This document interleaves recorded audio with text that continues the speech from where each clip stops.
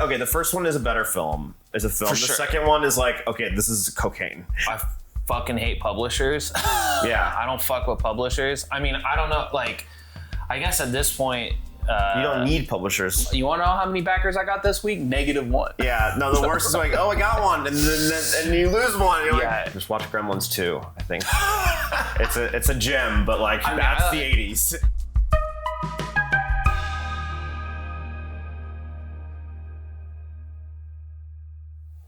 Okay. Great. All right, Zach Chapman. What's that? Welcome to the Wolfpack. Thanks for Wolfpack having me. Podcast. Yeah, man. Thank you so much for coming. I met you at Bat City Comics, I think. Yeah, definitely Bad City Comics, and they were doing some event for creators or local creators or something. Yeah. I'm like kind of new to the Indie comic scene. Yeah. So I just came in there, and I was lucky because all y'all had like tables set up, and it was surprisingly like a good time to meet other creatives. Yeah, it was a good day for me. I sold a bunch that day. Do you do those a lot? This year I have been doing those like a lot. Been Yeah. doing a lot of events. I actually was telling you before the show. We didn't save it for the show, but I was doing one today. And it's hard because like I got a family and a day job, and I produce the stuff, and then I have to do like the marketing shit, which is like going to these things where you're hawking your book or whatever. And I went to an event that was like a toy, and it was like toy and comics, like big, like, you know, they're trying to, it was like equal parts toy and comics. But I was like in the far, far back, and it was like the vibe of it was like, the people who went there were like probably like 45 years old, like were into like, oh, you know, I had like the He-Man action figure or like the Teenage Mutant Ninja Turtle action figure growing up, and I want to buy some of those for my son who's like, you know, or whatever. So it's like a lot of like not older dudes, but like dads with their kids, and it was like they're not coming to buy indie books, like they're coming to buy like vintage toys for their sons. Right. That was like the vibe. So Yeah. I sold 2 books. Yeah. So I got out of there. Like I left early because I just can't, like, for me, like at an event like that, like I just can't be sitting and not selling. Like Totally. it's just I would rather do anything else than they're looking for Star Wars toys and Batman toys. And yeah, no, exactly. That was the vibe. I mean, I was grateful that I got the table. I ended up getting the table for free because someone dropped out. But I would have basically cleared $5 on the table if I had paid, and I would have been particularly pissed. I mean, I was already kind of like a little irritated because it's like I don't want to go to one of those events and like sell $50 worth of books. Like that's like not. Yeah. Like, it's like I could give a shit like selling $50 worth of books. I'd rather do anything than that. Yeah, It's for like, sure. It's not worth it. Well, I've noticed that you're super active. Yeah. Your series, Haunting on Mars, read through it. It's awesome. Thanks. Super cool. And you just wrapped up your Kickstarter, right, for issue 5? Yeah, I just shipped those out. Nice. Yeah. There's a bunch of them, and I really enjoyed it. Thanks. I love a good like sci-fi horror. Yeah. You know, like I got some vibes of like Total Recall. Nice. What was that movie? Pitch Black. And Mars is such a cool setting for like some fucked up shit going on. You have like an evil corporation, which I feel like is necessary in any sci-fi. Yeah. And I don't want to spoil anything, but there's some really mysterious stuff going on, like some cool characters with different sort of abilities. Yeah. You know, and this kind of conspiracy and like, you know, this heaven concept that I'm trying to skirt around the edges, but it's super cool. Yeah, I guess like if people are like spoiler sensitive, there's kind of like a MacGuffin, and I guess I'm interested in like. Well, I write horror and sci-fi. I probably write more horror than I write sci-fi, but I read a lot more science fiction than I read horror. Excuse me. No, you're good. But I like, high concept stuff. But I think it's kind of it's a little hard to write.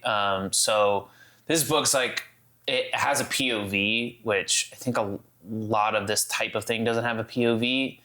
I'm not sure if it even if I were to rewrite this now, if I were to write this now, I would not have a POV because, it's a horror and characters die, and I think having You mean from the hacker POV? Yeah. The hacker is like the POV. It's like there's a main character, but I think if I were to rewrite this series, I would do some tweaks. I wouldn't have a POV character, which it would.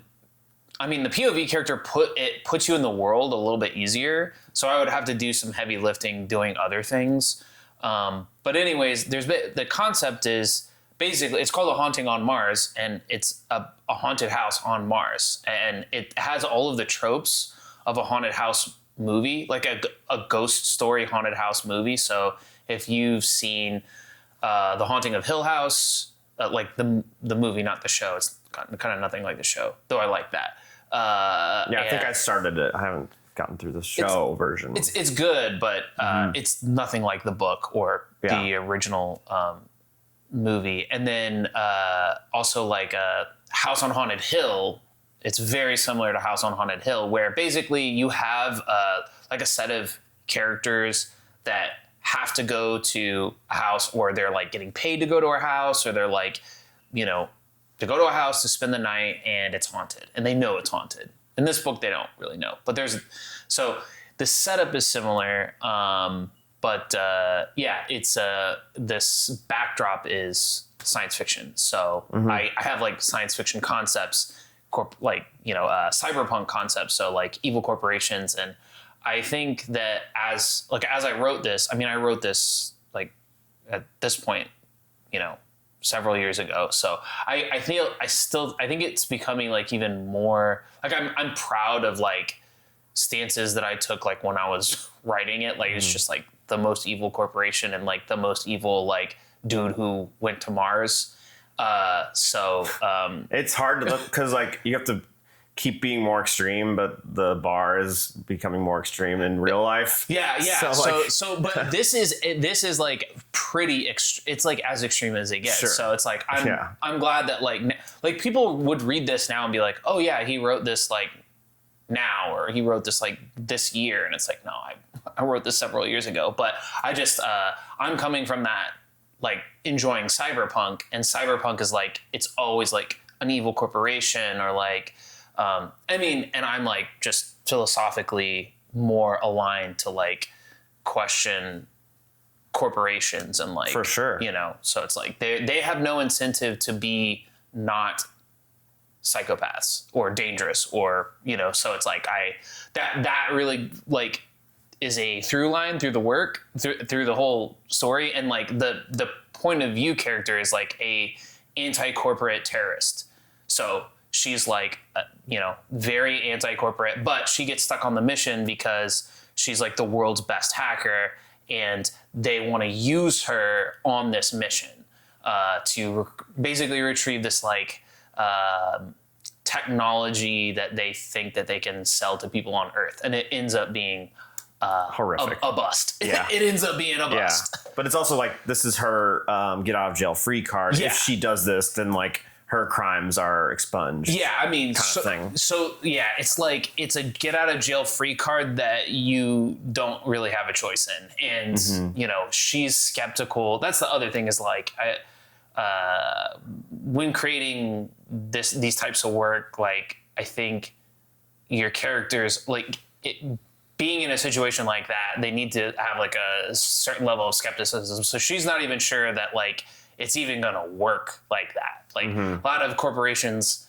promise you something. Yeah, they promise you one thing, and it's like, oh yeah, I'm gonna give you the world, man. And then so she's thinking like, okay, do I like while she's on this mission, like, sure, I'm promised that when we get back home, like I'm gonna get my record expunged, but like what insurance policies am I going to have to actually like follow through on that. So that's at the back of her mind.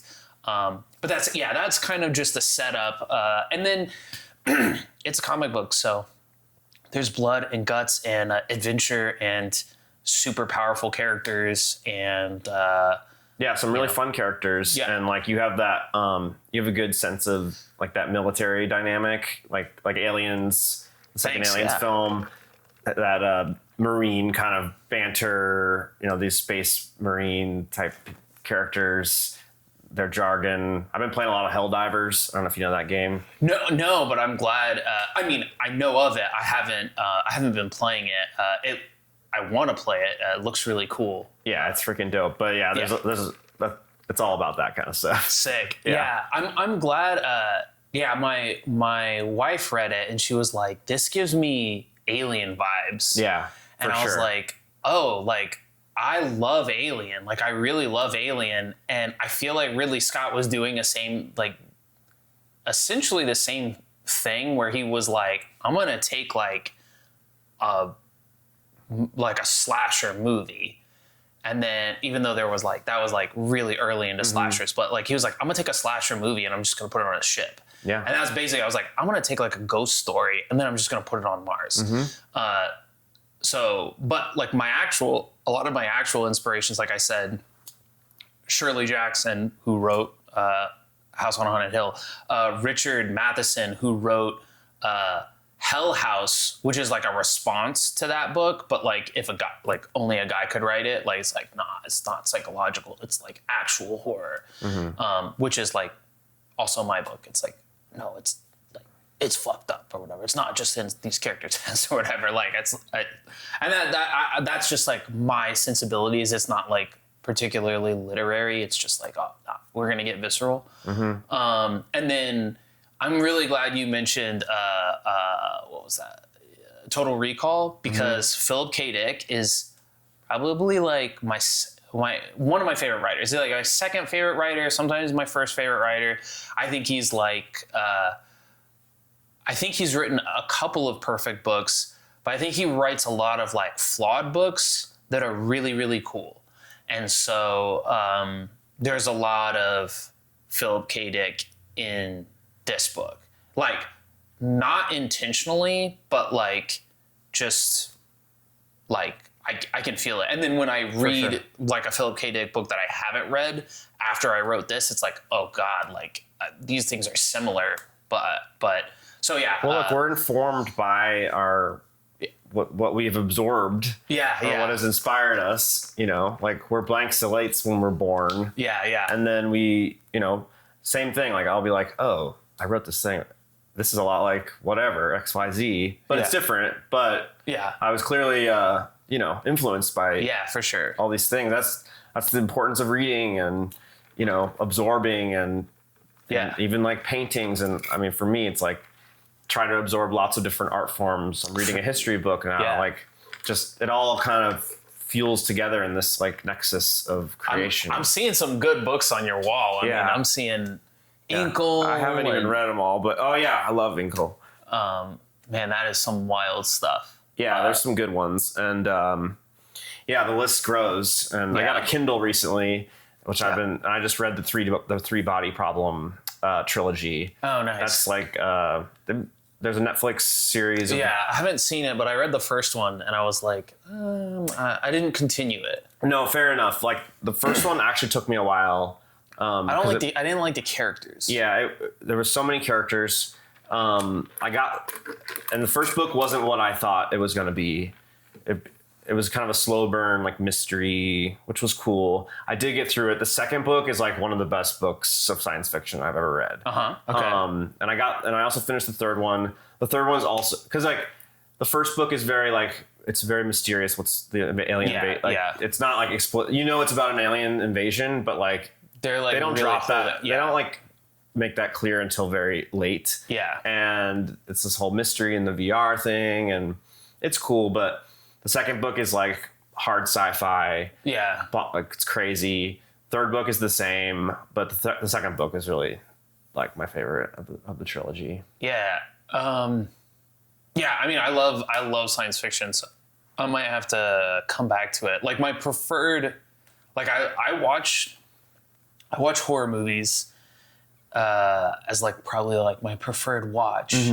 That's just the genre of a movie that I gravitate towards. And then like when it comes to reading, I'm like, give me a book that was like in the 70s and is like that thick and is like science fiction, and I'm like all about it. So Philip K. Dick, Ursula K. Le Guin, like all of those people, new wave science fiction. So that's kind of like my jam. Yeah. But I do like, obviously, like I really like cyberpunk. So like 80s stuff. I love shit from the 80s, but it's definitely style over substance in the 80s. Well, I think a lot of people would disagree, but I think a little bit is like style over substance. Like you're like, oh, this is almost like noir. Like this is cool. Like it's edgy and cool, but it's like, 10 years before, people were writing like crazy shit. Like Philip K. Dick's shit's like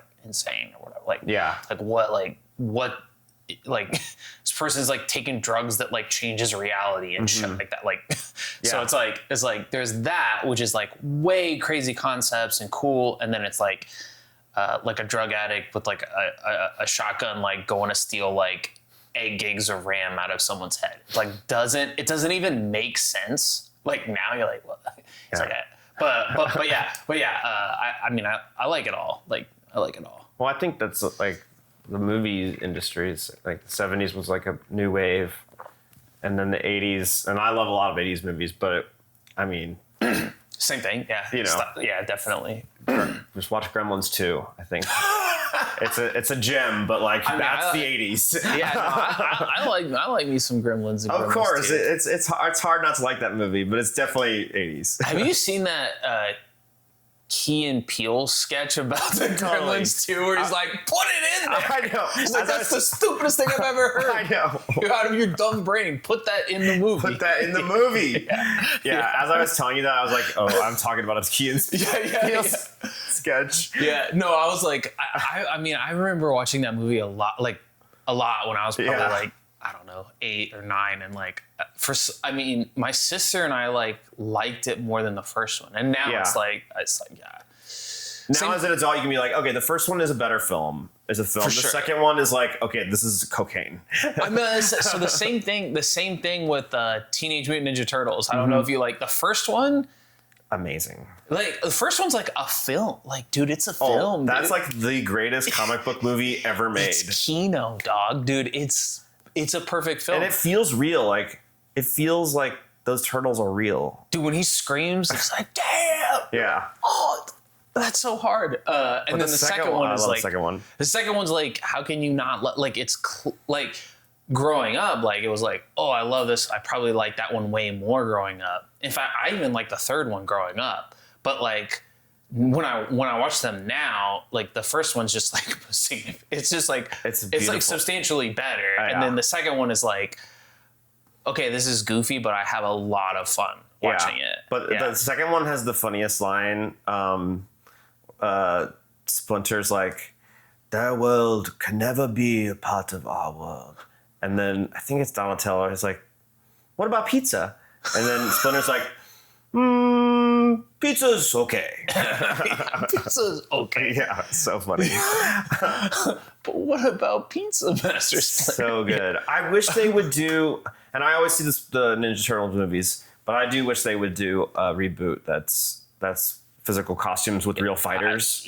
Or just not even touch it, because that first one is perfect. Yeah, like real kung fu, like real fighting. I mean, yeah, you feel it. You feel it. It's like a fully choreographed, like amazing stunts.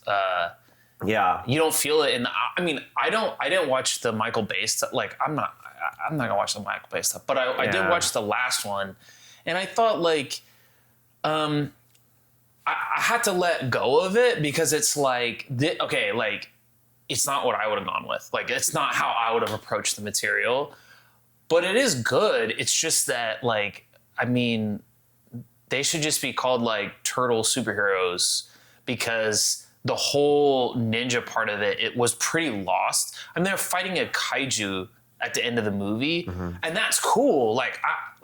I don't want to dog that movie because it's a good movie and it has great voice acting, and I think that the turtles, the characters, like their interactions, then they actually felt like teenagers. Like that was so super cool, but then it was just like this is too big. Yeah, maybe it felt. Yeah, I mean, like it not felt really like not street yeah. level. Yeah, and I started reading the original comic, and it's like Eastman. Eastman and Laird, and it's like obviously it's not the most grounded thing, but it's definitely not that vibe. Like it's not. Yeah, I mean it's not as goofy either, but it's fun. Have you seen that animated film? I think it's called like Turtles Forever.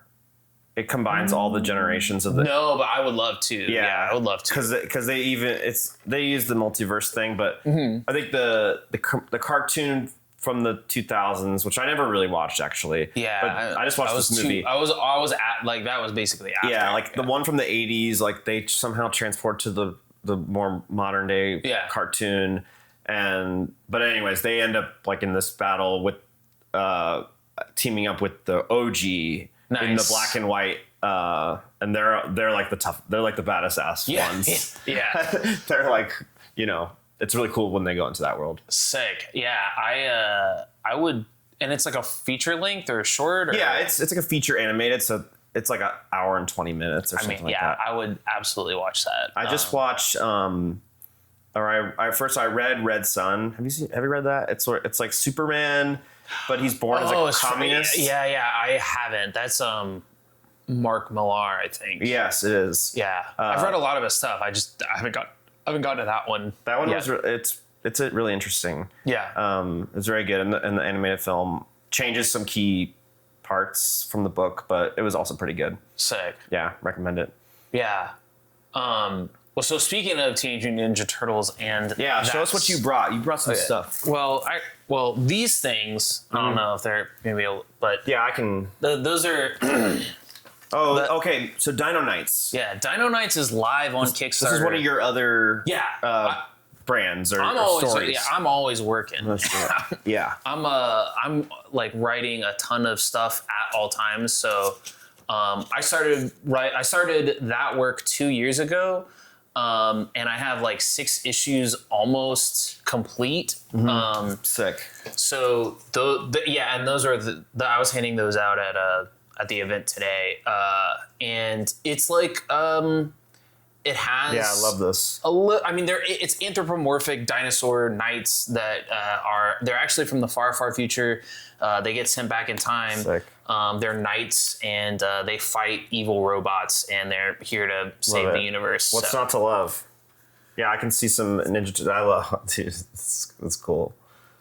Feels very 90s. Yeah. I'm trying to. A lot of people are like, "Oh, it's so 80s," and I'm like, sure. I mean, like whatever you say. But I was a kid of the 90s, so I was born in 1990. Yeah. So I've been exposed to a lot of 80s stuff. And the 80s cartoon, 80s Teenage Mutant Ninja Turtles cartoon was always on. But what was that movie? Like the dinosaur people like crash on Earth, and I think Whoopi Goldberg's in it.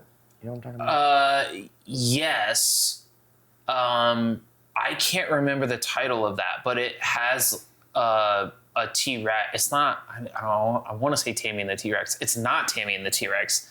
That's a terrible movie, but worth watching. Yeah. I can't even like remember anything about it. Just like some visuals. So she's like a cop, right? She's a cop, and she has like she teams up with like this dinosaur cop, or something. Dinosaur cop. And that's not a good movie either. But I don't think it's as bad as Tammy and the T-Rex. Okay. We're Tammy and the T-Rex. Tammy and the T-Rex is like a. Yeah, I don't even know that one. That one is crazy. It's like a love story, but also like a horror. It's weird. Like this, Paul Walker, I think, is like the main character. Yeah, and he dies, and they put his brain inside of a animatronic T-Rex, and then he like he like goes and I think kills the people who did it to him, but then he's still in love with his high school girlfriend. And so it's like also like a rom-com. Yeah, it's like a rom-com, but yeah, so it's a pretty terrible movie. And I think they filmed it in like 2 weeks because they had, I think the lore on that was that there was an animatronic T-Rex that was being transported from like one amusement park to another, and they had it for like 2 weeks, and they're like, let's film a movie while it was being transported. That's hilarious. But yeah, I mean, if you like watching bad movies with friends, that's definitely one to like watch and like make fun of. I'm down for that. It's good. Tammy and the T-Rex. Yeah. But the one with Whoopi is better. I still can't. I can't remember it. Yeah, I mean that one's not a good. I mean, it's probably not better in that it would be not as fun to watch because it's like not as cringe. Yeah, I don't know. At that point, it's better be really bad. Yeah, to really fully enjoy it. Yeah, exactly. Like The Room or something like that. Okay, so Dino Knights. So you launched a Kickstarter. Yeah, that's live. Is it live now? It's live right now. It's the first 2 issues. Okay. So go to it. Yeah, Dino Knights. Just Google Dino Knights. Dino Knights Kickstarter. Yeah, It'll be it's not nighttime. It's Knights, like Knights. So that's cool. They fight robots. There's time travel. There's Arthurian lore. It's a mashup of every genre, except for horror. I mean, normally I do horror stuff, but this is a mashup of science fiction and fantasy. Cool. That's fun. So what's your process like? You write. You have an art illustrator partner? Yeah, I'm Dave Swartz did the first 2 issues, and then I worked with a couple of artists on 3 and 4, and Dave popped back for 5 and a little bit of 6. So I work with a ton of artists. Like I work with whoever's art I like and who has a page rate that I can afford and that we get on. Are they based in Austin generally or all over? I forget where Dave is. He's in the States. Issue 3 guy is Brian Ondine, I think, and he's in the Philippines. Let me just check your mic real quick. Sorry. Is it inside? Oh, no. It's good? I'm just going to turn it. It's fine. I'm just going to... Test. If you see something, say something. It's fine. Okay, cool. I fixed it. So the screen? You're good. Yep. Sorry, go ahead. So people from all over the world. But I have worked with some local people. But I work with, people from all over. And I can tell you're really you're very active. You're going to lots of events. You seem pretty prolific locally. I try to. I mean, I hustle. Yeah, I can tell. I mean, you have a day job. You have a kid. You're working. You're moonlighting. Writing comics and and going to events. I've hit done or miss. Hit or miss. Yeah, it was a miss today, but some events are huge hits. Like a new comic book day didn't pay for a table, and you sell a couple $100 worth of comics. And it's like, yeah, hell yeah. That's awesome. But yeah, I work in full script. I adjust scripts to full script is a software. Full script is like how my process. I write page 1, panel 1. Okay. In fact, actually, before I even do, I write a summary of every page before I write what's in each panel. Okay. So, and then I tell most artists, sometimes I'll thumbnail stuff, but I tell most artists hey, this is what I think the page should look like, but that's not worth shit. So you can just do whatever you want. But this is I think most artists need a bare minimum of, typically most artists will need a full script. And then if you're like me and you're I would encourage a lot of people to not overly like you gotta just kind of form to the different artists. And so if they need a full script and they need to like hop on a Skype call or like a, you know, whatever Zoom meeting and to like hash it out, then that should be the way. Or like hop on while you're playing Call of Duty or something and like talk out the panels. While playing Call of Duty. I've done that. Sounds really hard. I've done on Helldivers, like killing bugs. Like, yeah, here's what I'm thinking for panel 5. So actually, funny. What was it? The game was Dead by Daylight, which is not Dead by Daylight. Sorry. Yeah. DVD. Yeah, Dead by Daylight. The one where it's like asymmetrical. Well, I don't think anyone really plays it because the gameplay is trash. Okay. But that might be, people might be like, oh, I'm not gonna buy anything from this guy saying that. But I said it's a great game. But I play it because my friends like it. But it doesn't have like, it doesn't really. It's not. It's more of like a tactical like. There's someone that's a serial killer, and then four people I think are like running away, trying to do little objectives. Mm-hmm. It's almost like a board game, but like you're playing it. I don't know, like, you know, turn-based. It's not that it's turn-based, like because you're running around, but like there's no like unless you're the killer, like the action is like sneaking and hiding and like getting in a locker while it's right. Yeah. So it's like, I don't know. Interesting. So it's like tactical sneaking. And anyways, so I was playing that game with a buddy, Ty Peterson, and I started like talking to him about like my idea for a kaiju comic. And then like, I think like a week later, he was was sending me sketches. That's cool. So it's like, I think the script is what it needs to be for the artist. Script's an internal document is what I always say. It's like you just do whatever you need to do internally to get the art that's the best for the story, and then that's all that matters. Like it's like you don't even need a script. You could like you do it all over the phone if you want. I mean, I've always sent scripts, but I think like. Towards the end with Stan Lee, like he didn't even like, it wasn't even really writing scripts. I think he was just telling people, draw something like this, and then I'll fill in something later. So, when you write a script, so Haunting on Mars? So these are 5 issues, right? Yeah.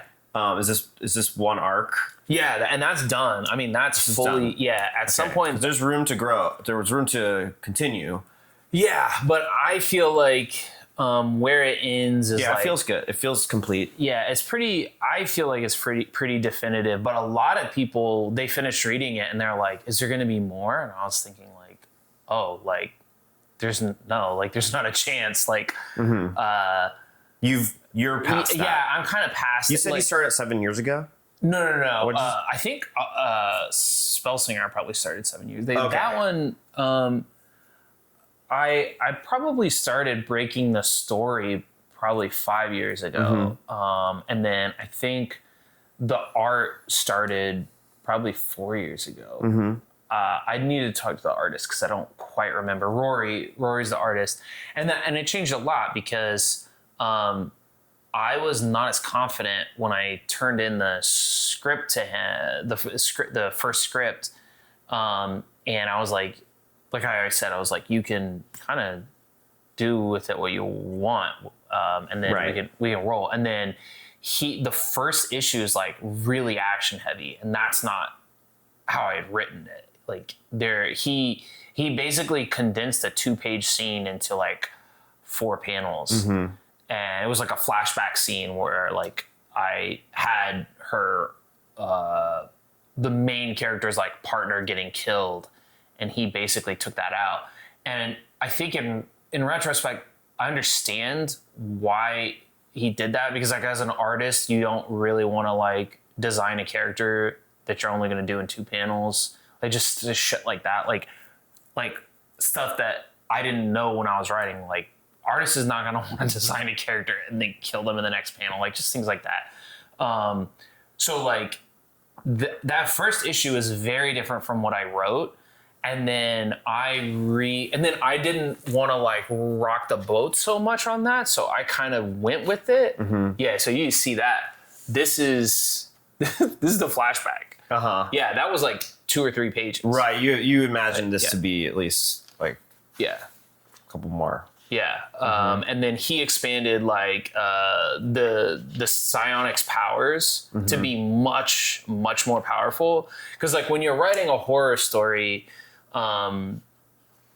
if there's a character who has like literal superpowers, you have to rethink how the horror is going to work, because it's like, how is something supposed to be scary for Superman? Mm-hmm. And that's what I ran into on this. Like, she's so powerful in this first issue. Mm-hmm. He made her very like a lot more powerful than what I had written. And then I was like, I can lean in, like I can rewrite this to make her like like part of the horror. Like, so basically her power, like I rewrote it after that her power is like, she's like a psychic, she can, or telekinesis. Yeah. And so she can like move things, but it's like almost like Akita level, like moving shit. Like, and she starts losing, the more she uses her power, and the more the people who are like her that use powers like that, they start like losing their sanity, and they can like crack and have like an episode. And so that kind of power caps her for like, you know, if they run into something, she can't just infinitely like be Superman and save the day.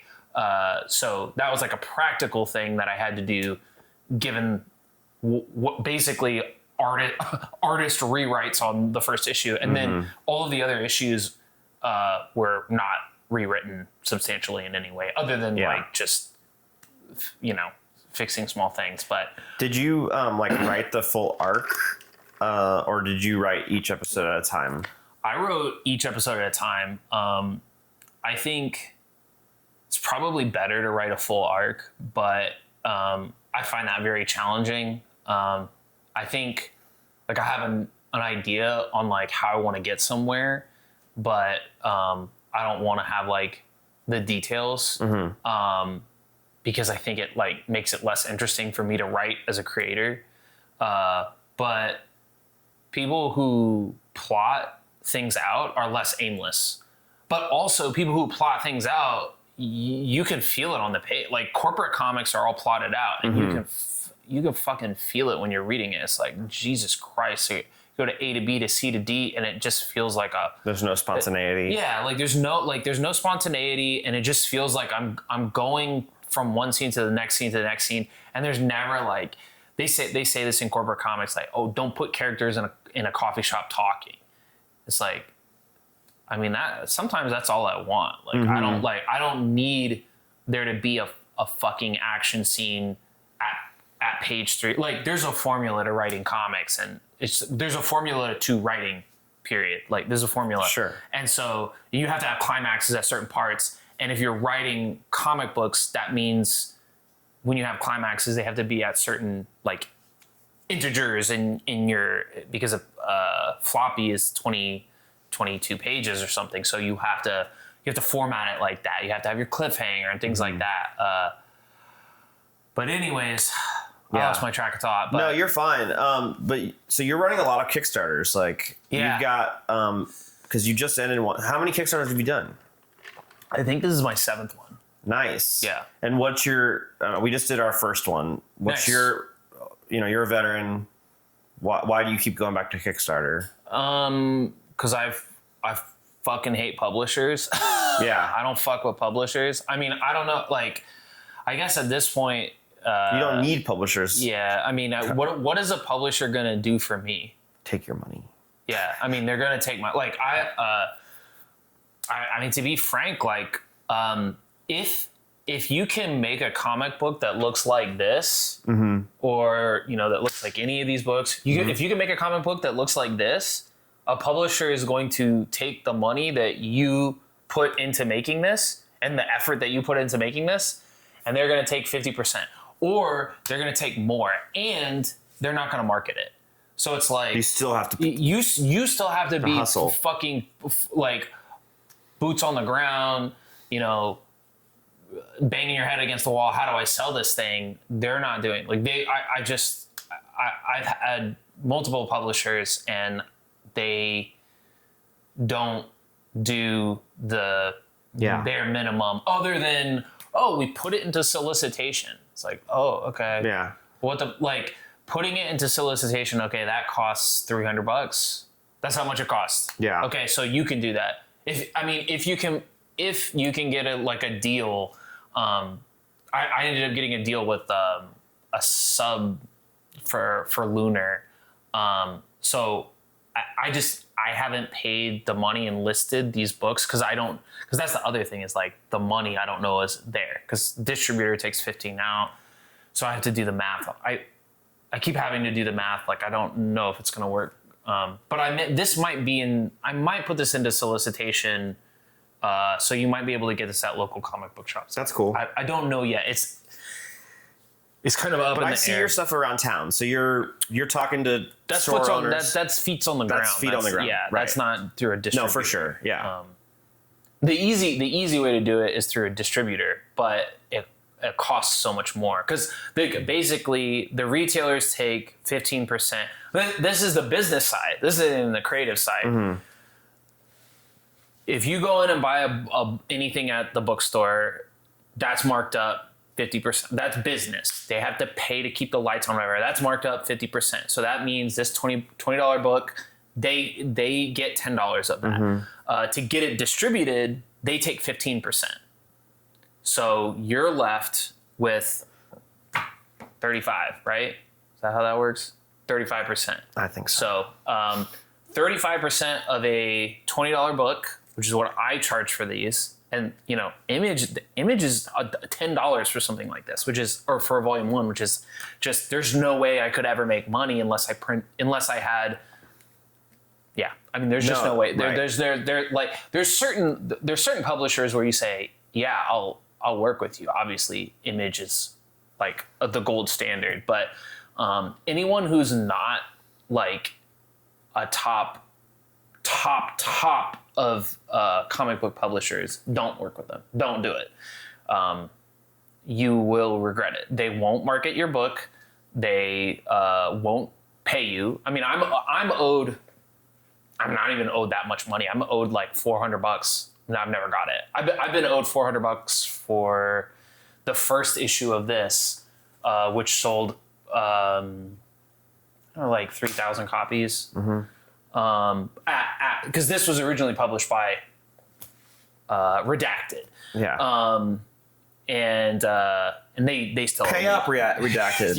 yeah, they still owe me. But yeah, I have a legally binding thing where they remain anonymous, but you can look them up. You can look into the history of this and see. No, I get that. Sure. I mean, I've had a bad experience as well with Redacted. Not your Redacted, a different Redacted. Yeah, because I made a documentary. Fuck it, it's Gravitas. Mm-hmm. And we sold it to this distributor they've sold their company twice, so we don't even know who. You're in like some limbo I state. can't get a hold of anyone. They it's like you get excited like, oh, we're gonna get on all these platforms, and we are. You can watch the film on Apple, on Tubi, on whatever. That's it's dope. got good reviews. Yeah, no, that's great. Yeah. But they can't get a hold of them, and like there's all these charges that they have to pay back. Oh, bro. So yeah. I mean, I get these statements every quarter, and I'm like, yeah, gosh dang it. Yeah. So I had the same thing on the publishing side, but I did make it through about. I mean, this is probably on a way smaller level, but I want to say it was like 2,500 worth of. Oh, and that's after I think that's like after like a $5,000 on a print run or something like that. I mean, because the print runs are expensive, and they are particularly expensive with Redacted because they do things like this, metal covers, and they print a lot of them, and these things cost cool. a lot. I printed this. This is really nice. You can get these from Comic Impressions. That's the final issue. That's super cool. Yeah. I'll hold them up. But those are. Looks like I brought two of the same one. This one's one of my favorites. Yeah, these are sweet. This This is sick. yeah. So I'm doing metal covers for Dino Nights too. Nice. So you can grab. They're expensive. I mean, they're $33. I sell them for $33. But they're expensive to print. So yeah, of course. they're like the vibe they have is like a So cool. like a steel I love the weight DVD. of it. Yeah. And it's fun. It's a fully functional comic. Like if you wanted to read For it, sure. you could. I love that. That's fun. I've been learning about all these different ways you can make. My artist really wanted to do this like double cover. So we did like a sort of plastic cover. Yeah. How did you do this? So it's a plastic piece that's transparent, Yeah. and then Who did you use to print? so it's all Hungarian printers. So my artist is Hungarian, and it's a printer there. He's in charge of the whole thing. Really? Yeah, we're printing the third one now. Rock on. And he really pushed for that because I was honestly skeptical. I was like, I don't know. Nah, this is dope. But he was right. Yeah. Yeah, this is dope. It's unique. I definitely want your. I want to know about like if he's printing it and handling the printing. I got Ben Turdik is Hungarian and he's the artist on Spellslinger, Nice. this is actually a book that I started this book a long ass time ago. I think like I don't know. I think I was writing the first issue of that I think in 2017, but it did get rewritten and it did get redrawn. Thank you. So the artist is Hungarian? Yeah, his name's Ben Turdik. I mean, like I said, I've had a very long relationship with Ben on that book. I mean, that book took Ben 4 years to draw and color.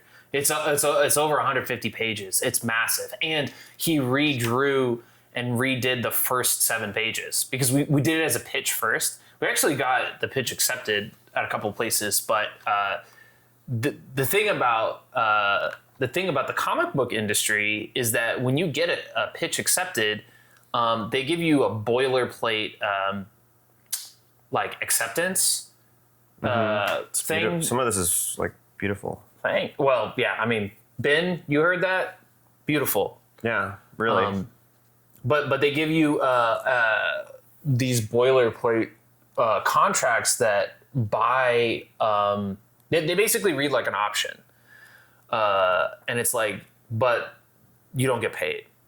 Like it's like all like if you option a work, like you basically need to make 10 grand. Like, well, if I option a work, where I'm at in my career, I would be asking for 10 grand. Like that's where I'm at. I mean, that could go up or down depending on where you are in your career, but. It's good to have those like, okay, if I'm going to do this, it has to be like, it has you have to mentally just like, it's 10 grand. Like, yeah. That's how much that is. And if, and that's the thing is these boilerplate contracts are like, oh yeah, we get a percentage, which is just like an option on TV and film. And it's like, this reads almost exactly like an option, but you aren't fucking creating optional material. All you're doing is printing a book. So, basically what happened is like things like Kevin Eastman and all these, and, people in the 80s and the 90s and the 2000s, like they owned their book, and they went with print. They went with publishers that had, you know, zero stake in TV and film, and then they became multi-millionaires, if not billionaires, for selling these properties. And then the publishers are like, well, I want more money. So basically, that's what contracts look like now. Mm-hmm. So you're selling TV and film for something they're not gonna do a fucking thing on. Like, they're not an agent.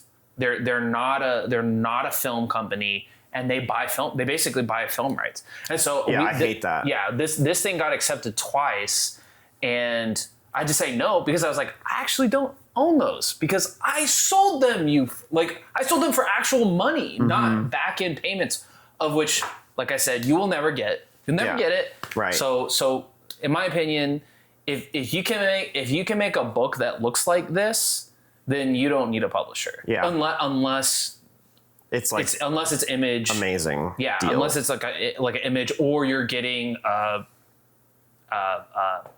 like an advance that's substantial. Yeah. Like per issue. I mean, I would. Yeah, you would need it. I mean, I hear people like at people getting like a $5,000 advance at Dark Horse, and it's like, dog, what does that pay for? One, like the art for. It's sad. Like what does that pay? What does the 5,000 actually pay for? Because I've talked to people, and they're like, well, I just gave all the money to the artist. And it's like, I guess that's what you got to do. It sucks. And then maybe, you know, it's painful. You got to do what you got to do. I do think that, like, a lot of these legacy industries, movies, comics, whatever, like, we're kind of in an era where, like, conventional distribution is becoming a scam. Yeah. And owning your shit is like everything. Yeah, and if someone offers you $5,000 to own the rights to your film and TV rights or whatever you can fucking kickstart something and get $5,000. Do not do that. Do not do that. Unless it's like a year. Like, if it's like $5,000 for a year, make a clause that's like, you got 12 months or whatever. Yeah. Like, you like, just pay it, because these things, they were $0, and it was, one of them was, I want to say one of them was 5 years and the other one was like 15 in perpetuity. Yeah. Well, not in perpetuity. Yeah. So yeah. Anyway, you can sell. I mean, you could sell options. Like, that's how that shit works. Go to a TV and film, wave your book around or whatever. This is your IP. Yeah, exactly. It's your IP, not the fucking shitbag publishers. So it was very simple. I mean, all right, I'll be honest. The Kickstarter campaign was a lot of hustling. Yeah. We're planning to do more. I learned a lot. Yeah. Like, okay, you know, and I knew it was going to be a lot of work. So I didn't go into it like, oh, we'll build it and they will come. Like, it was planned, but like, it was a marathon. And I mean, honestly, the toughest part was like the middle, when it's like crickets and it's like depressing. Bro, that's where I'm at. I've had the same. Yeah. I've had one less backer this whole week. It was like, oh, my net week, like, right. Oh, my whole. You want to know how many backers I got this week? -1. Yeah. No, the worst is like, oh, I got one, and then you lose one. You're like, yeah. That's where I'm at. And I even tried to prepare for that, because I read it on Reddit. Like, there is a depression tied to the Kickstarter mid campaign lull, and it still didn't help knowing about it either. I was like, no, this fucking sucks. Like, what? I want this to be the end. It blows. But you have to keep fucking going, and it's like, yeah. I mean, you basically, like, it was good that you did the research, so you knew. And so, I've now got acclimated to that. So it's like, every time I log on, and it's like, you're constantly looking when you're doing a campaign.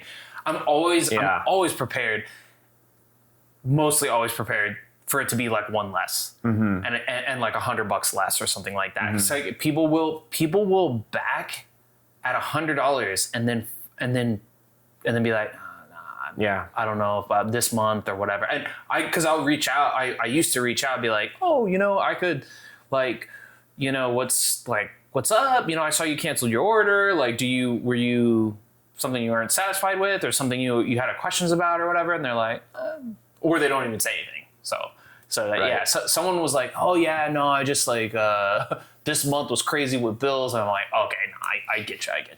But like, that would, anyways, it's important to stay engaged and I mean, and I engage with people like, hey, yeah. And people had questions for me, or they were confused about something, and I'd be like, I'm also confused about that. I need to learn what that, because Kickstarter is a learning curve. And they have also some new features that I was trying that I didn't understand, and I don't think Kickstarter fully understood them.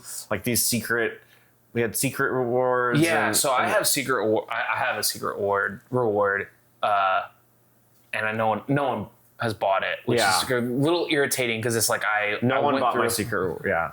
I went through but only someone with the link can get it. But when you preview, if you're the owner, you can see it. So it's like, I don't want to see it because this is like my secret reward it's like, it needs to be very secret because it's only for retailers because they're getting wholesale rates. Mm-hmm. And it's like, it only makes sense. Like, who would want two of everything? Like, no one's going to want two of everything. No. Or I actually do have someone who wants 5 of everything. Okay. Every one of my Kickstarters, but that's a special. But that's like a special awesome person. Yeah. We love you. Yeah. Tim, if you're listening to this, thank we love you, Tim. Yeah.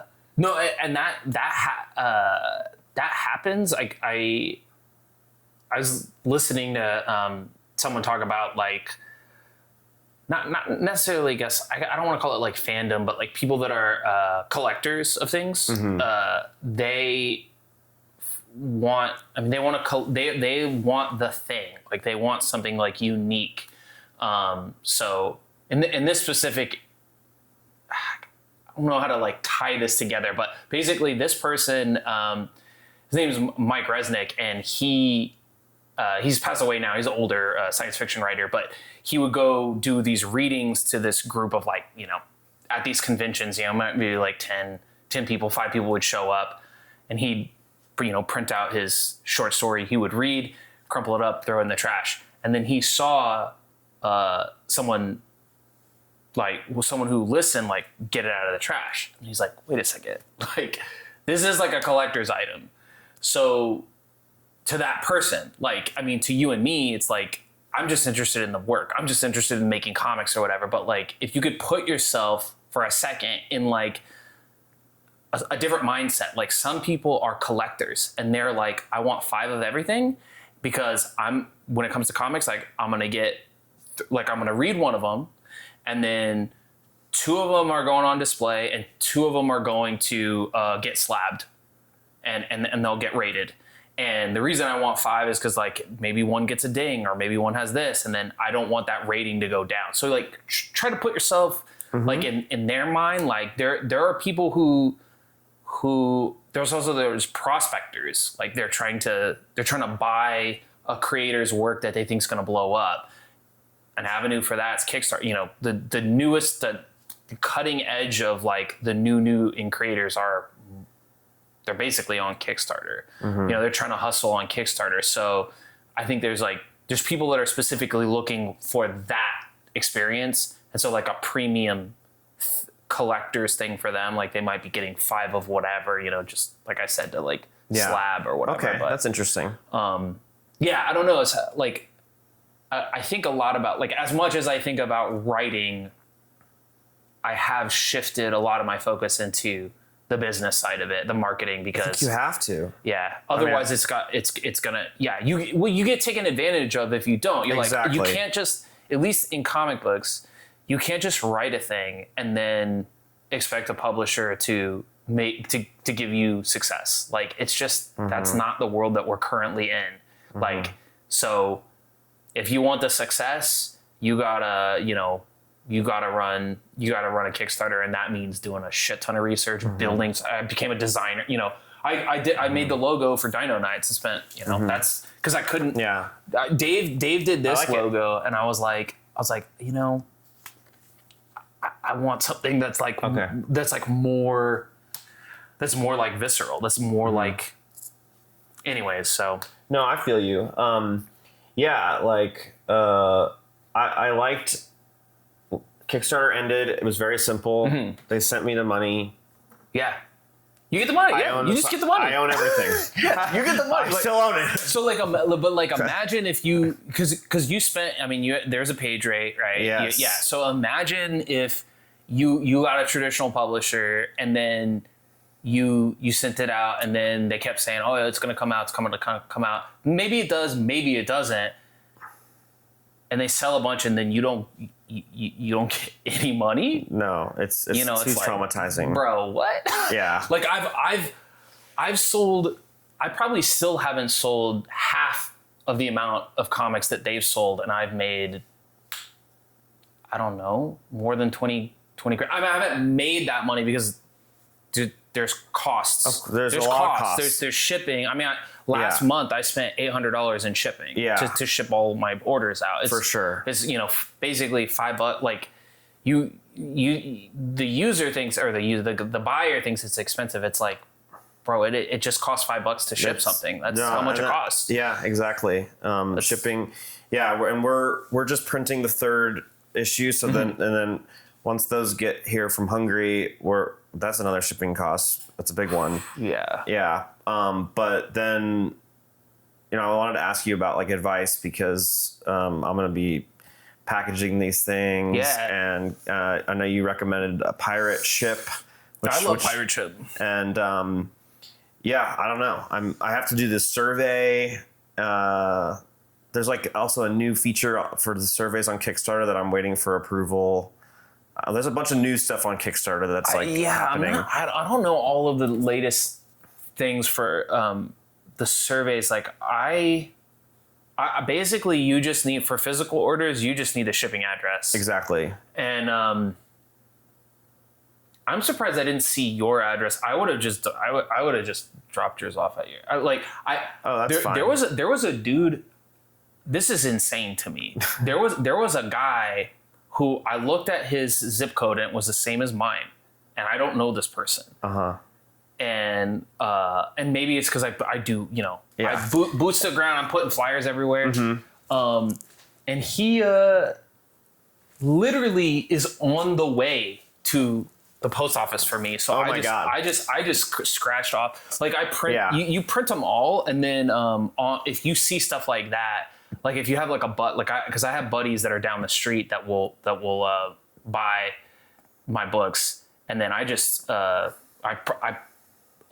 Excel sheet them, like, and you can you basically do a quick mapping in Excel to their pirate ship, and then they'll print them all out, and then you just take a big ass stack of your books, drop them off at USPS. That's cool. So it's the greatest feeling because there's always a line, and then you always walk by the whole line. There's something about that. Like, I don't know. It's like, am I a villain or something? Like, I just like seeing all those people, and I just like. No, you're not.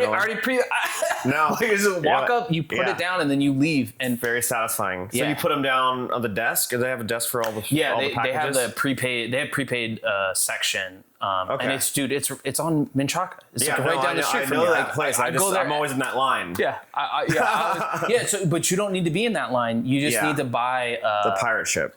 Yeah, and the heat printer. Or the I use a thermal printer. For the labels. Just like that was they've gone up in price. I had one that was like a $30 one for like the longest time. It was a little like kind of sketchy. I can never get the Bluetooth to work on either of these. I feel like if you want to get the Bluetooth to actually work, you probably need to pay over $100. But the $70 one, I just stick it in to my computer. That's fine. It prints.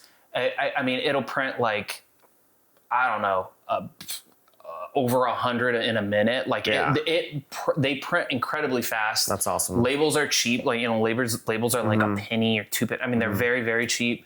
You get a whole stack of them, huge stack for like $7. And then you can get mailers. I don't personally use comic book mailers, but the Gemini ones. I recommend them, but I don't use them because I have like,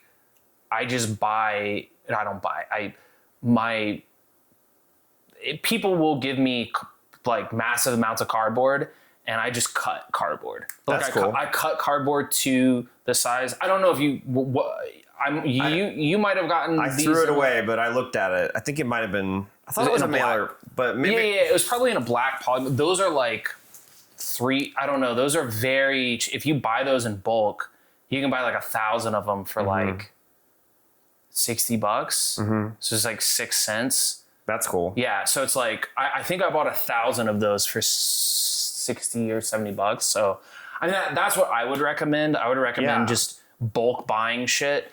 You can bulk buy Gemini mailers, but they're like they could be over $1 a piece. Sure. And that, I mean, sure, like if you want to do that, but if you're shipping out 200, then that's $200. Then 200 for shipping on that, that's $800. So that's $1,000. That's like it adds up. Shipping adds up. I'm like I said, I looked at my receipts last week, and it was for last month, and it was close to 900. Okay, so you recommend cutting boards, or what was the thing you were saying? I get a box cutter and I just cut cardboard. Yeah. And I cut them to be like, this size. And you have to. Like you cannot ship books in just a polymer mailer or a bubble mailer. You can't do it. They will get damaged. And because I know that because the first Kickstarter I did for House of Blood, I sent a lot of these books not without cardboard in them. And, I like USPS. I like them a lot, but they are not gentle on their packages. So some of the postage people are not gentle. And so, if this drops like 3 feet, it will be bent, and people people will get very mad, especially if they're. I would get mad. Yeah. All right. So you cut cardboard, you piece them. Yeah. And then you tape around it, and and it's exposed on the out. And then I just stick that in a polymer. Yeah. Oh, okay. No. So I bag them. I bag them like this. Right. You bag them, of course. And then I tape this to the hard cardboard. And I put probably put for the amount of ones that you got. 2 pieces of cardboard, so one on back, one on front, and they're not individually bagged, but there's like 2 bags. 2 bags for 5 books or 3 bags for 5 books, something like that. That should be sturdy enough. Like your books don't look like they got damaged. And I tell people like, let me know if the books get damaged in the mail. They looked great. And that's cheap. Like it's cheap. So and it also depends on like what like. I mean, at a certain point, like I don't bemoan people that use the mailers because it's like. You just stick them in the mailer. Like that's it. So it's like, that's good on you. But my method is basically $1 cheaper. So it's like if I'm shipping out 200 books, then I'm saving $200. So, for sure. And it's also, I also like have it in like my campaign that I use recycled materials. So it's like, I'm like reducing, reusing. No, I think it's great. And I do use Gemini mailers, but it's all like ones that I've gotten in the mail. So it's like I will repurpose Gemini mailers because I get them. I mean, I probably get like 3 a month, 4 a month. So I accumulate those in my house. So. And then what are you doing for like online distribution? Do you sell digital versions? What sites, if so? And like, I'm also trying to figure out like where to like lead people to review, like build that on my website or. I know Goodreads exists, but I don't think it's like super easy to get on there actually. So and I know there's like Comics Global. I think it's those Global Comics. Global Comics, like I have some of my series partially on there. So I think I have like the first 3 issues of A Haunting on Mars, and I have the first 2 issues of House of Blood, and that's it. And that's because like I feel like I don't want all of my stuff just available for free. Like I want to try to make money on this. Oh, that's free on there. Well, no, Global Comics, like you have to have a subscription. But they don't pay a lot. Like they do pay, like you do make money. And I also have it on Amazon too. Amazon Kindle, you can buy A Haunting on Mars, you can buy House of Blood issues individually. Or if you have Kindle Unlimited or maybe Comixology, you can read. And I get like a couple bucks a month. I mean, it's like between like $3 and $8 a month. It's not much from people who read on those. But you know, I don't want to put the entirety of a series because I kind of like want to like catch someone where it's like, oh yeah, you read like 2 issues on Amazon or you read two issues on Global Comics. Like now go to the Kickstarter and back because, and also I think that's for me like a way of honoring the backers who pay money for digital stuff. Like these people are paying $5 an issue for digital comics. Like I don't want to just turn around and then give it for free. I mean, Of course. I do that with issue 1s, and I have done that with a lot of issue 1s just on the Kickstarter. It's like, hey, read issue 1 for free, and then if you like it, you can buy it as a download, and then here are the next 2, which are also included in what you're buying. So that's also a way. I'm not doing that for Dino Nights because I feel that I've proven myself as a writer. Like I have all this shit on Dino Nights that you can preview. Like the first issue of A Haunting on Mars is on there. Like on the campaign, it's like preview all this other shit to see if you like me as a writer. But I'm not in this case, I'm not going to give you like a free issue. Like you're going to have to buy that. Yeah. Like, I feel like I've proven myself at this point. No, for sure. And I was even looking at the end of your book here. You preview a bunch of, all your stuff here. Oh yeah. I built, and that's another thing is like, more to like stuff to take time on. I make all of those assets. I'm like putting all those QR codes together. I'm doing the design. I'm basically a design dropout. So I have learned just. I mean, you just learn. It's funny how you are forced to design, and you're like, I guess I'm a designer. Yeah, I guess I am. I letter all my books too to save money. Yeah, nice. I'm the letterer on everything. We were really lucky because our artist, he lettered and he did it. He went above and beyond. Yeah, because a good letterer. I mean, I charge.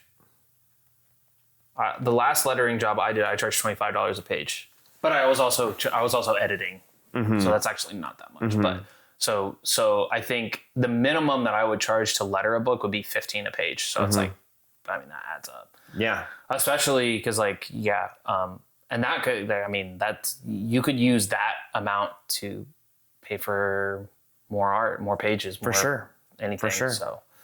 Yeah. I always say like learn as many skills in the physical making of a comic as you can. Buy a good printer. I print all this shit. Yeah. Like I physically print that. I don't go to a printer, so I save a ton of money. Yeah, on that's super flyers. smart. Yeah, I'm dealing with that right now. Yeah.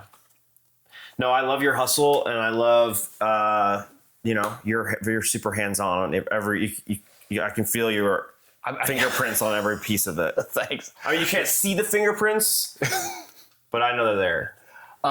So like I don't know if what like, can you tell me like what's the shipping like for? Well, what we're figuring it out. Okay, and then also like how many books are you ordering? Because I'm curious. Because like, so our plan is to okay, so it ended up being. I don't know if I want to get into all the cost of everything, but we're gonna have we could do off air. Yeah, I mean, partly because I'm it's a confusion of numbers and everything. Yeah, I'm still there. I'm the same way. Yeah, but I'll talk to you about it. I mean, that's not like secrets. It's just like it's like stressful almost. Yeah. But we're gonna have a good amount of comics and more than we sold on Kickstarter. Yeah, no, I'm learning this, that you need to be prepared to print actually a lot more. Yeah, we have a lot more. Yeah, you should try to print as many as you can afford to, because when you go to these events, if you do, like, you think about it, if you do 25 of these events a year and then you sell 3-4 at an event, that kills your stock. And if you're wanting to use that stock on the next Kickstarter, then you're not going to have them. Like you're not going to have them to fulfill orders for your next Kickstarter because you got you're going to do Wolf's Edge 2 or 3 or sequels. We're writing it now. Yeah, so it's like but we've got about 500 of each of these. So there's 1, 2, and 3. So there's 1,500 total. Okay, you're good. And then we have 250 of. We have 100 of each of those, I think, or more. Good. Maybe. But so we're gonna have plenty. So I'm gonna be able to take them out. Yeah. And for a while. But the question is, how are we gonna how many do we leave in Hungary? Because my partner's there. Yeah. Because it's almost like, I mean, we didn't sell very many internationally at all. Like. But in a sense, it's almost like having a mini warehouse in Europe. That is really smart because you'll save on shipping a ton. Because I shipped to Germany. Last month. It was $80. It was $81. Mm-hmm. Yeah. Because you can't use like FedEx or UPS. Like you basically have to do like a hand courier to some places. Anyways, shipping can be expensive. And so if you have like an offshore place that you can store stuff, then you're probably saving on a shipping to Germany, you could probably save $50. Sure. If you're shipping from Hungary. I'm sure. Yeah. So that's smart. Yeah. So we're still like, I mean, people look at this and are like, wow, you must have an operation. Our operation is like behind the scenes. We're out of the garage, like figuring it all out. Yeah, and that's we're the like, best. Nah, it's the best. No, it's fun. No, I enjoy it because it's a small amount of people like trying to figure it out. I mean, Kevin Eastman and Greg Laird or whatever, or Peter Laird, like they were a garage, like they I think it was like 4,000 copies or something for the first issue. So like they were like, basically they got a loan from their uncle, and then now they're multimillionaires because they sold that shit to Viacom for millions of dollars. No, it's genius. Yeah, he was like riding around with a tank, so it's like humble beginnings, like people do this shit in their garage, like they sling comics from their garage. No, and it's great because like I have this, I wrote it originally as a movie script, and but I always wanted to make a graphic novel, and it just, I was like, you know what, I can see how we can get it made, draw it, and I have a bunch of other stories from other scripts that I'm like, oh, do that for those as well, if this keeps doing well. So yeah, it's an amazing art form. I love like working with an artist. Yeah. And like every day I'm learning something new about the process and all that. So you got to cut your teeth on a project, and so but yeah, man, this is a beautiful. I mean, I remember when you showed me this, I was just like, one, I want to say congratulations because you came up to me and people start talking like, oh, I'm working on a comic, and I tell you, it's never like this. Like, it's like people, show me like some scribbles or some, like they show me like something they either have in a sketch pad or they like, just like, oh no, I'm going to do this 30, I was just talking to a guy today. He was like, yeah, I'm doing this 30 issue thing that I'm like outlining. And I'm like,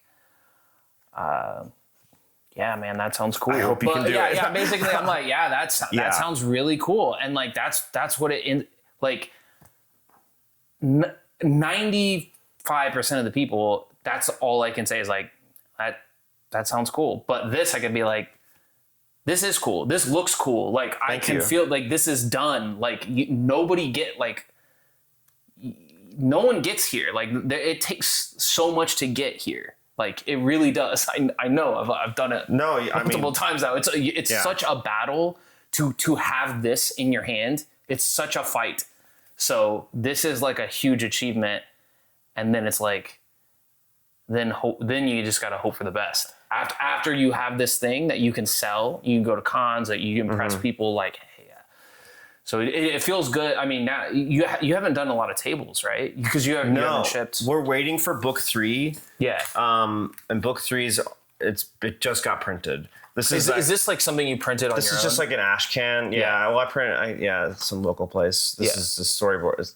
This is not finished, but this is like what book 3 is starting to look like, and super excited to get these in hand. I'm like, it is so much work to get to the finish line. So once I have the 3rd book, I'll feel like I can go to do some tables. I would love to do that.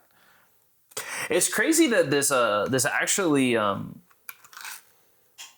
actually translates really well to this smaller format. Yeah, right. It's kind of handy. I like the size. You could maybe. I mean, the lettering is a little small, but if you just increase the lettering by like 1 point, you could probably sell. That's the other thing, is like I'm always thinking like, is this the format? Is this it? Do you want this but small? Because I think the answer is yes. I mean, regular people would want a smaller one. Yeah, and it's like comic book people want this, and then normal people want this, or manga people want this. Trust me, I have no more space. I'm down for this. Yeah. Well, and the I mean, just looking at the industry, I'm constantly thinking about that. The DC Absolute, and I know Marvel had their stuff years ago that's like a smaller, it's like a more compact, like the Absolute compacts. They're selling like crazy, and they're selling like crazy because it's like, I don't know, like you can project like it's easier for people to just grab. Like there's no, like you just grab it. This is it. This is the whole story. You know, people are intimidated by comics because it's like, where the fuck do I start with Batman? It's like, nope, this is it. You just take this small book and you read it, or you take this small Superman book and you read it. So it could be that, but it also could be like, it looks like a manga, so maybe it's getting the manga crowd. And this is manga sized and shaped, and that might be a secret because manga. That's cool. I don't know if you know, not manga is like 78% of the market of sequential art. Like it dominates. Wow. It dominates the industry. So that's cool. So maybe a trade could be small. A small trade. Could be. I mean, I don't know. I'm always thinking could be knock the colors out. Maybe they don't want it. They look at colors. It freaks their brain out. They don't want that. I don't know. Make it backwards. I don't know. Make it backwards. That's right. I'm here. I'm like throwing what. No, like, I love it. Like just like no. Yeah. There's no dumb answers. Like I mean there are, but like I think when you're trying to be creative, it's like how do I like.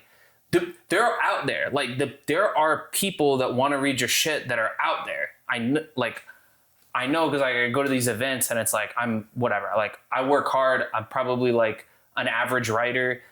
And people come to me and they're like, oh, I was at this event last year. What do you have this year? So it's like, I know that there's people out there that would like pick this shit up if it was in a store, but it's not, it's, you know, it's like getting it in front of someone in a format that they want. And I think obviously manga is there. Like manga it sells like crazy. People read it like crazy. You know, there's webtoons, people read that shit like crazy. So it's like, people are consuming it. They're just not consuming they're just not consuming indie books at a huge level. Like, I mean, there are like some successes like The Walking Dead or whatever, Teenage Mutant Ninja Turtles.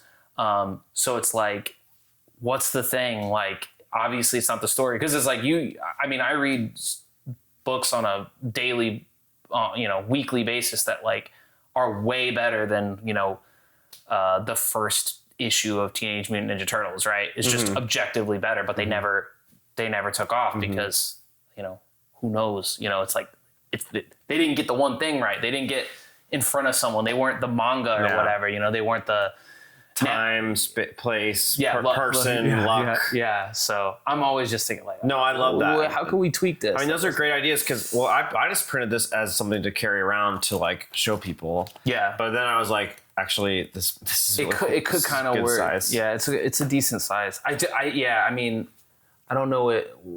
It looks really similar to manga shape. So maybe if it was like backwards. Yeah, I don't know. Well, yeah, I think it could be hard on like older people. Like they might be like, oh, I can't read all of that. Right.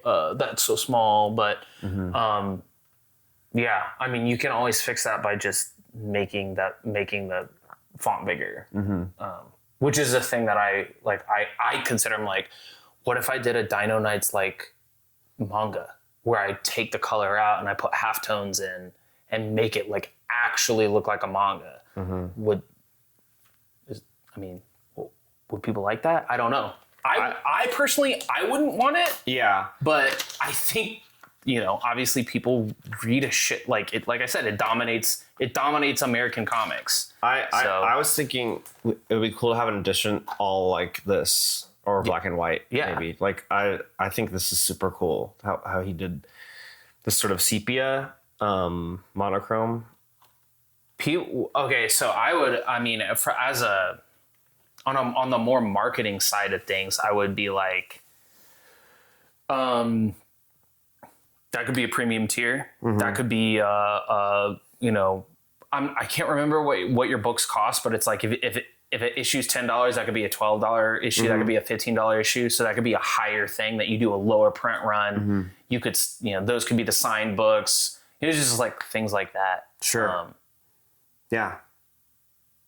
Man, we're hitting it all. We start with story, and then it's like how do we fix this industry? I love it, and there's no one answer, and I think just keep trying stuff, and like I think you've gotten burned by companies trying to sell this and that, and me too, and there's a lot of value in like just hold on to your stuff and like just do the work, grind, and like no one's gonna come and be like, I'm gonna make all your dreams come true. yeah. And like, and we're gonna give you huge checks, and you're gonna get to just make stuff, and we're gonna have a team of people going to shops and selling everything, and we're gonna make movies. No, like you gotta make your own group, and just kind of make your own movies. Yeah, exactly. So, but kind of wind down here. Sure, This is awesome. I think we should continue. I did want to ask you, like, just in general, like what drew you to Austin? Like how long have you been here? I've been here for 10 years, over 10 years now.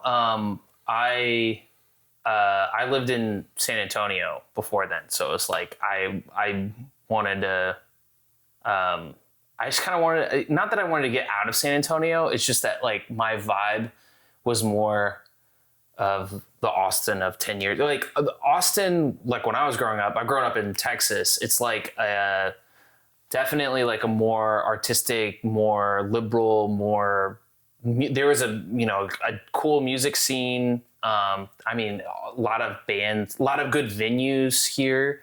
There were okay venues.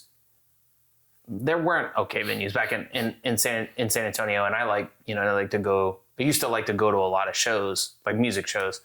So it was like just like a vibe thing. I just wanted to get up. I like the vibe.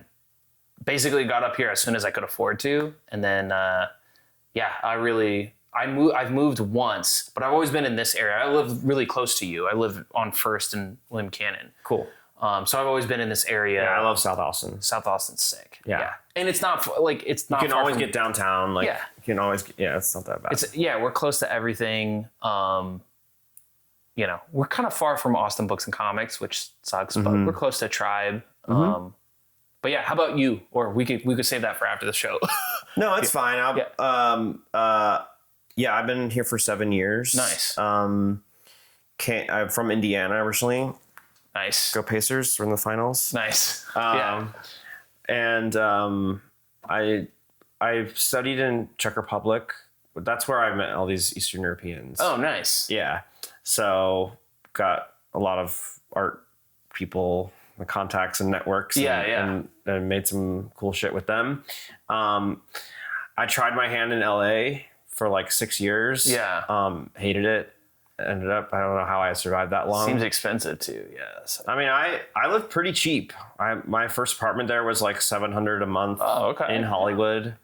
That's okay. Somehow I thought it was going to be worse. Yeah.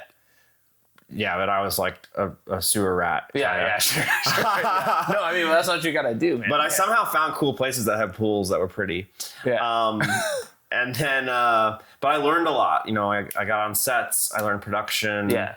And at some point, I got kind of just tired of the city, and you know, and then I moved here, and then it's been amazing. I've done my best work here, I think. I know for sure. And just made my documentary here. You know, just operated freelance out of Austin. Like, and honestly, LA doesn't seem like a great place to be right now for production. Yeah. So I feel like I made lots of great friends here. Like, my life has improved a lot. Yeah. And I love it. So it's been awesome. Yeah, I love the vibe of Austin. It's great. I mean, it's becoming a bigger city for sure. Mm-hmm. It's losing a little bit of that artistic, like it's becoming more like sanitized as far as certain things, but more corporate. Yeah, it's it's more corporate, but you know, I mean, so is everywhere else. Dude, right? honestly, it's not like any other cities like being like, oh, we're actually becoming more artistic. No, except for San Antonio, like. They're actually, their art scene is kind of super dope now, but anyways, I digress. We'll do this again. Thanks for coming. This is great.